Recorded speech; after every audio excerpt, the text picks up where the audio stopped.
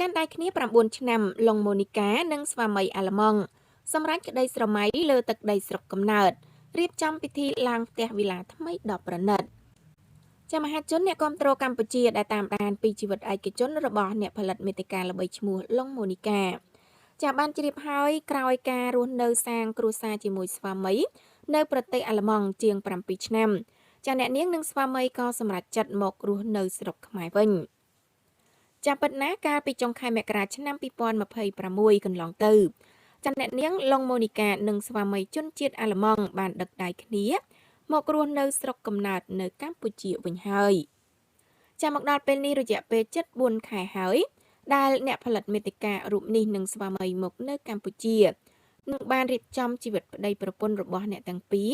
ត្រៀមសាងគ្រួសារនិងរកស៊ីនៅកម្ពុជារយៈពេលយូរឆ្នាំទៀតផងយ៉ាងណាមិញក្រោយមកដល់ស្រុកខ្មែរនិងត្រៀមរស់នៅរកស៊ីនៅទីនេះអ្នកនាងនិងស្វាមីក៏បានបង្ហាញពីការ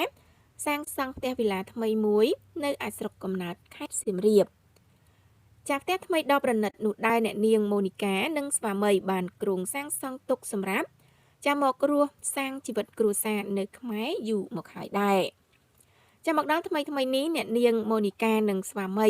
ក៏បានបើកបង្ហាញផ្ទះវិឡាថ្មីដ៏ប្រណិតសាងសង់រួចរាល់នឹងបានរៀបចំកម្មវិធីឡើងផ្ទះថ្មីជាលក្ខណៈគ្រួសារហើយផងដែរក្នុងនោះអ្នកនាងម៉ូនីកាក៏បានបង្ហាញក្តីរំភើបចំពោះការសម្រេចក្តីស្រមៃរបស់ខ្លួនជាផ្ទះថ្មីដ៏ប្រណិតនេះដែរដោយជាការខិតខំប្រឹងប្រែងតស៊ូជាមួយស្វាមីរយៈពេល9ឆ្នាំកន្លងមកនេះ